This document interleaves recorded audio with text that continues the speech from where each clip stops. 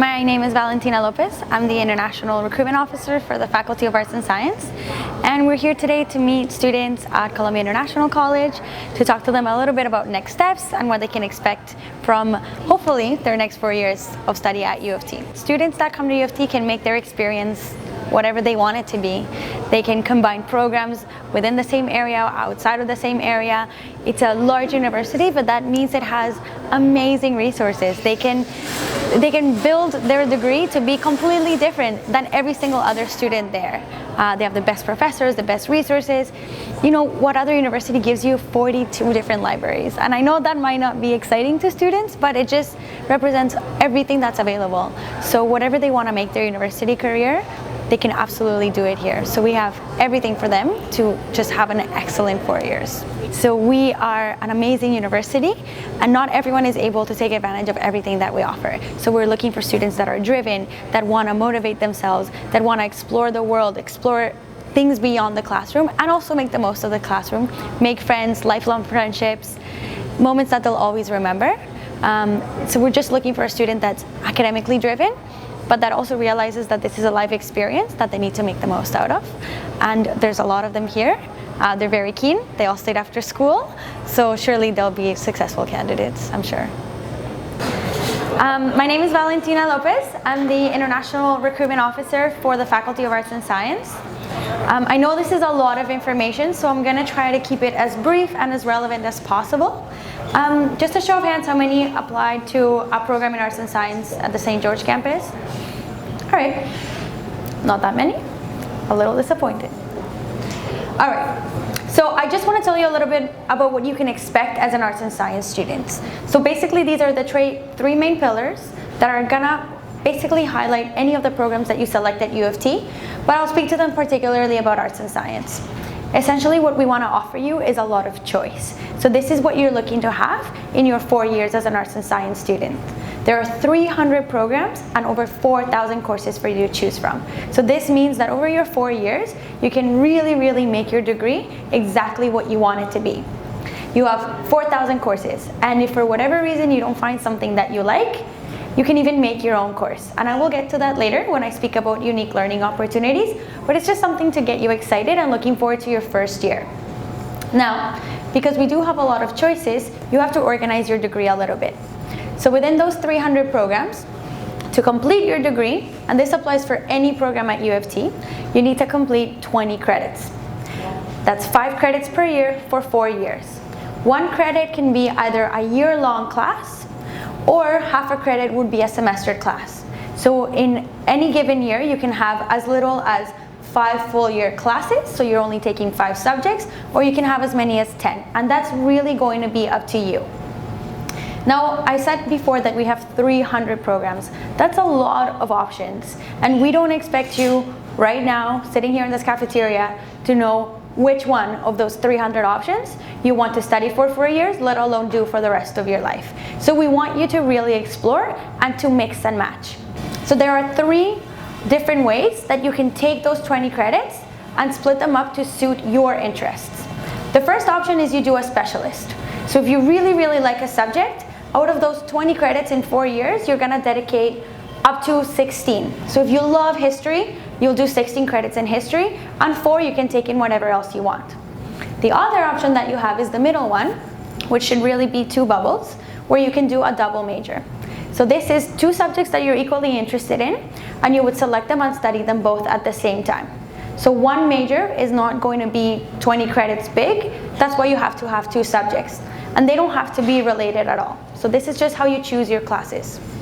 And the third option is you do a major and 2 minors. So just to carry on with the history example, you could do history and political science, or you can do history as a major, you can study political science as a minor, and you can do another minor in, let's say, psychology or something completely different. And again, this is not something that you need to know right now. It's something that's gonna come definitely after first year, and it can keep changing even after second and third year. So for those of you that apply to Arts and Science, you know that this is essentially what your application categories look like. So we don't expect you to know what you want right now, but you should have a general area of interest. So you may have applied as a humanities student, life science student, even Rotman Commerce student. You're by no means limited to these areas as an arts and science student. So these combinations of double major, major specialist, major minor, they can be in the same bubble or in different bubbles. So it's completely up to you. And your first year is precisely meant for that. You're going to explore these classes, and after the first year is when you're going to build that roadmap to the rest of your 4 years. So it's not until the end of year 1 that you decide if you're going to do a major or 2 majors and in what area. Okay? So that basically wraps it up for what you can expect your academics to look like. Now for your community as an arts and science student, you would have all applied you would have selected a college in your application. You would have likely have ranked them from 1 to 7. The college is basically like your guidance office within the university. It doesn't have any effect on your academics. So this is something that's really important for you to remember. There's no college for business, there's no college for science, no college for history. They all have an equal representation of students from every program. It's just a smaller neighborhood within the faculty. And if you are living in residence, it will also be in this college. So that's something to consider when you're making that selection. They will all provide you the same services. If for whatever reason you want to change your mind and choose a different college than the one you've listed in the OUAC, you can go back to the OUAC and make that change as long as it's before you've been made an offer of admission. Like I said, they're really all the same, so it's just personal choice. You're not gonna miss out whatever choice you make. Now this is really important, the residence guarantee. When you get an offer of admission as an arts and science student, it's going to come from the college itself.